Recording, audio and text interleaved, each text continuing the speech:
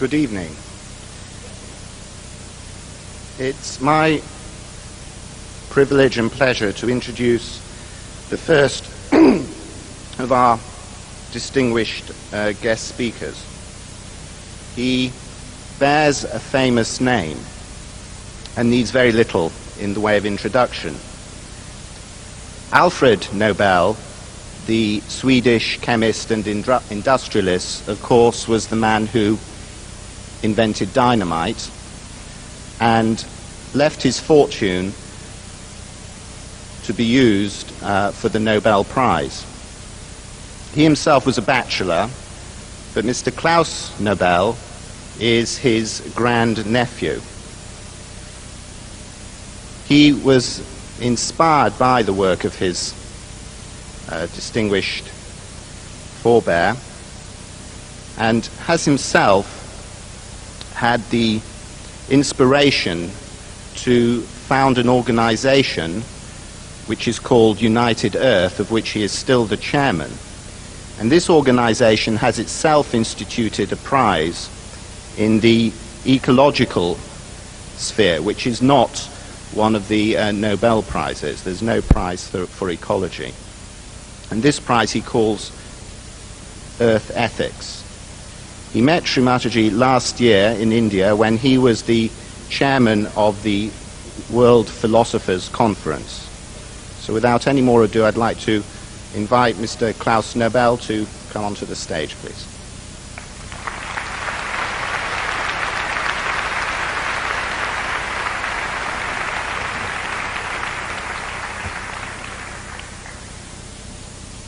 Well, indeed, life was full of surprises.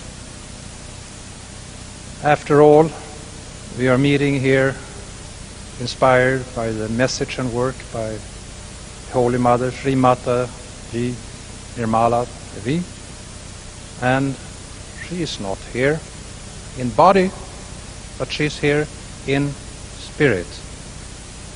Also the wonderful letter that we recently heard from the Ayatollah Rouhani, which speaks very highly about the work and the mission of the Holy Mother, where he indicates the importance of women in the world, is neither here.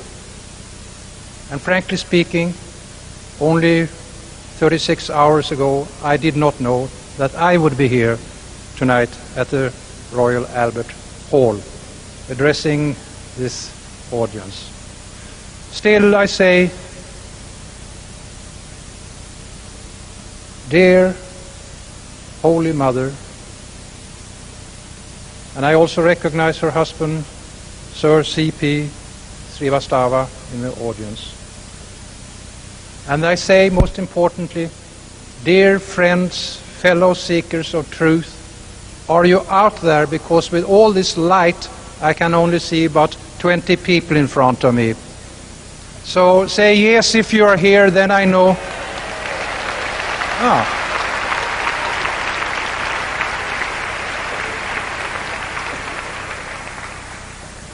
Now I can see you, and I can hear you as well as you can see and hear me. With that said, I want to say, I have a vision. I have a vision for the world that is better, safer, and saner than the one that we presently are experiencing. It is a world where people live in harmony and peace with themselves and in harmony and peace with nature. Now those words are vast, it's a bold vision. Do I have a practical way of going from vision to reality? Yes, I will share that with you. And I will share it and indicate the tone of the meeting by 10 small words. And they indicate how this global world transformation shall be undertaken. And they are right thoughts, right words, right deeds, right here and right now. The key word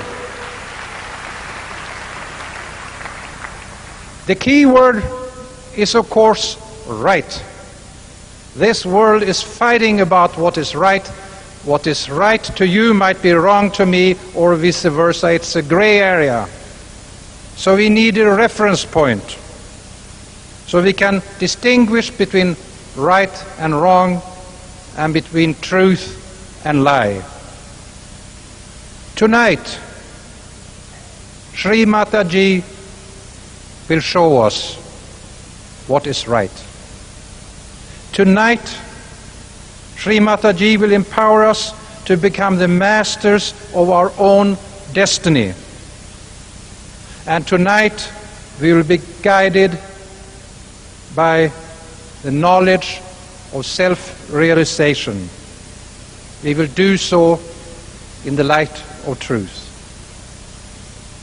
And we shall all know absolute truth and absolute peace.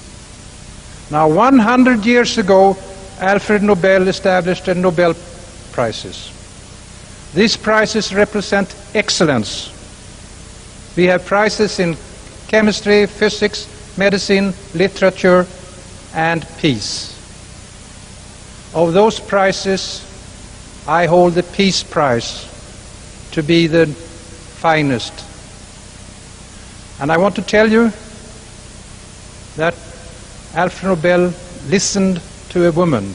He listened to his secretary, Bertha von Suttner, in Paris 100 years ago, when she said, "Dr. Nobel, you should use your vast fortune for betterment of the world." Tonight, we are listening to another woman.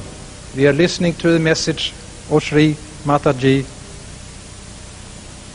However, I'm very much inspired, first by my uncle, and later on you'll hear by Sri Mataji. Alfred Nobel talked much about peace. He was frightened that his awesome explosive dynamite, which cleared up land for harbors and tunnels, could also be used for warfare. Today, in the arsenal of military systems, it's like a small firecracker. But at that time, dynamite was the most awesome destructive material. Now, Alfred Nobel thought basically about peace as absence of war. But I assure you that peace is much more than absence of war. And I see that peace exists in 4 specific areas. The first area is the peace that an individual has in him or herself. How do we treat our mind, our emotions, and our feelings? How do we treat our body? Are we slaves to other masters, or are we our own master? Until we have the inner peace in ourselves, we can never have an outer peace in the world. And the safest and best way of finding world peace is to have mass movements that includes all religions and philosophies, all enterprises, whether they are of political or scientific nature, to realize what inner peace is. And that's what we are talking about tonight. Self-realization. What does self-realization mean? Well, it means that we are realizing something, but what is the self? Ladies and gentlemen, the self in us is the divine cosmic powers that exist in each and every individual, but which is dormant in most people around the world. The spiritual leaders from ancient laws, they knew about this, and they spoke about this. But this secret of secret has been suppressed deliberately until Sri Mataji, with great courage and great wisdom, being an old soul, who decided by herself to come back to the earth at this critical time in our history in order to share her knowledge and wisdom, which is the Sahaja Yoga, which is instant self-realization, which is to activate the dormant principle that we all have, the Kundalini, and have the Kundalini to raise up, and thus we become what it says in the Bible: you are created in my image.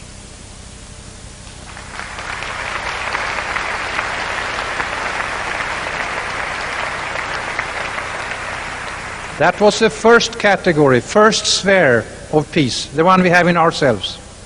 The next one is the peace that we have among each other, in the family, in our community, in our nation, that we have peace with other ethnic groups and with other religions, that we really become true, what I call active listeners, and as active listeners are able to put ourselves in the place, in the shoes of the other party.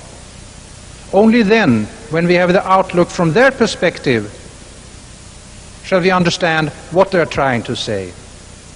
We are always talking. My dear wife, who's not here tonight, she said, "Klaus, you talk too much. You don't listen."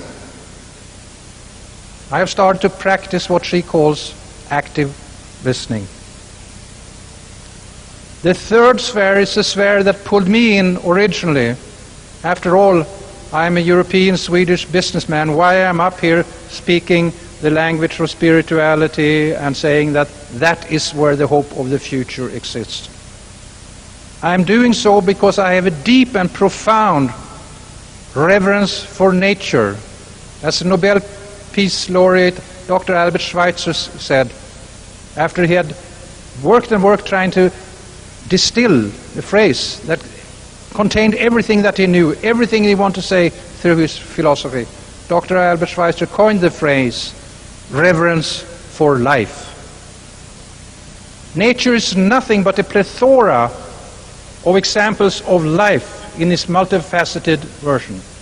And I tell you, dear fellow seekers of truth, we humanity today, in our ignorance, in our greed, and in our lust for power, we are in the process of destroying the very thing that makes this planet unique, and that is life on Earth.